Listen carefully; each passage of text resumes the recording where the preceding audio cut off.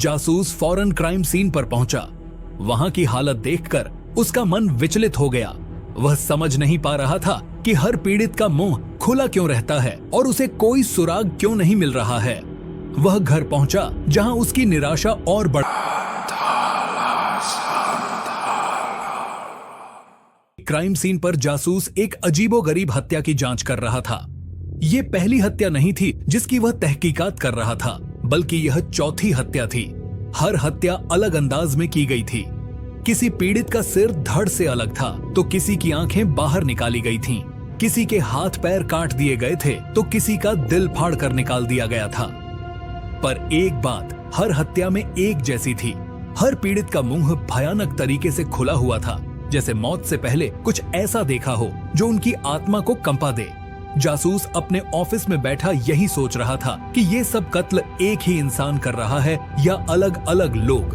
कोई सुराग नहीं, ना कोई उंगलियों के निशान और न ही कोई हथियार। लेकिन जिस तरह लोगों के मुंह खुले हुए थे, उसे ये शक हो रहा कि कातिल एक ही है। फिर अचानक उसके फोन की घंटी बजी। एक और हत्या की खबर मिली। इस बार पीड़ित के कान, नाक और होंठ काटे गए थे। जासूस ने तुरंत पूछा, क्या पीड़ित का मुंह खुला हुआ है? और फोन पर जवाब आया, जी हां सर। जासूस फौरन क्राइम सीन पर पहुंचा। वहां की हालत देखकर उसका मन विचलित हो गया।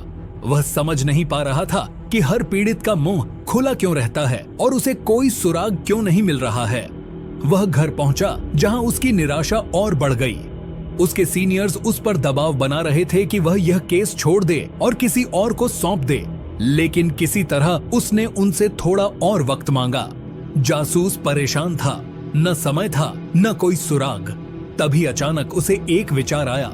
उसने लैपटॉप खोला और इंटरनेट पर उन मामलों के बारे में खोजने लगा जिनमें पीड़ितों के शरीर के अंग काटे गए हों, लेकिन उसे कुछ भी नहीं मिला।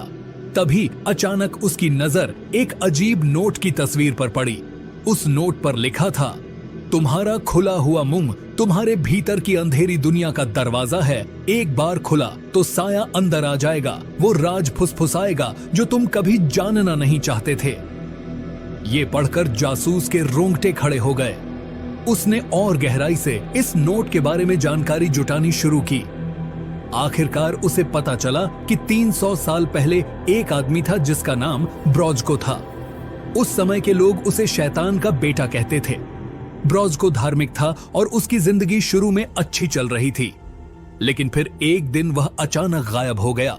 उसके गायब होने के बाद उसके गांव में कई खौफनाक हत्याएं होने लगीं। हर पीड़ित का कोई न कोई अंग काटा गया होता और हर बार पीड़ित का मुंह भयानक तरीके से खुला हुआ होता। काफी खोजबीन के बाद गांव के लोग समझ गए कि ये सब हत्याएं ब्रॉजको ही कर रहा था। किसी तरह उन्होंने उसे गांव के बीच में पकड़ लिया। जब लोग उसे देख रहे थे तो उसकी शक्ल इतनी डरावनी लग रही थी जैसे उस पर किसी दानव का साया हो। उसकी आंखें उन लोगों को ऐसे घूर रही थीं जैसे वह हर एक से बदला लेने आएगा। तभी गांव का एक आदमी चिल्लाया, ये शैतान का बेटा है, इसे मार डालो। लोग चिल्लाने लगे, मार डालो, मार डालो। लेकिन ब्रॉजको सिर्फ जोर जोर से हंस रहा था। उसकी हंसी सुनकर पूरा गांव खामोश हो गया। उसकी आखिरी बातों ने सबको डरा दिया। उसने कहा, जो तुम लोगों ने मेरे साथ किया है उसकी तुलना में तुम्हारे साथ जो भी करूंगा सब कम है। मैं लौटूंगा, बार बार लौटूंगा, जब तक मैं तुम सबकी आखिरी पीढ़ी को खत्म न कर दूं। फिर उसने अपनी आखिरी बात कही, तुम्हारा खुला हुआ मुंह तुम्हारे भीतर की अंधेरी दुनिया का दरवाजा है। एक बार खुला तो साया अंदर आ जाएगा, वो राज फुसफुसाएगा जो तुम कभी जानना नहीं चाहते थे। ये कहकर उसका सिर काट दिया गया।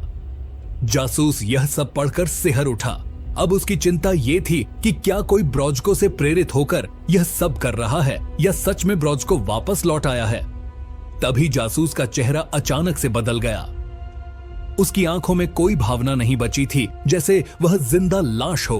और फिर धीरे धीरे उसके चेहरे पर एक खौफनाक मुस्कान आई और वह जोर जोर से हंसने लगा, ठीक वैसे ही जैसे ब्रॉजको हंसा था। असल में जासूस ने एक और नोट पढ़ना भूल गया था जिस पर लिखा था, जो कोई भी ब्रॉजको के बारे में जानेगा उस पर उसकी आत्मा का कब्जा हो जाएगा और वह गांव वालों की पीढ़ियों को खत्म करने के लिए हत्याएं करता रहेगा।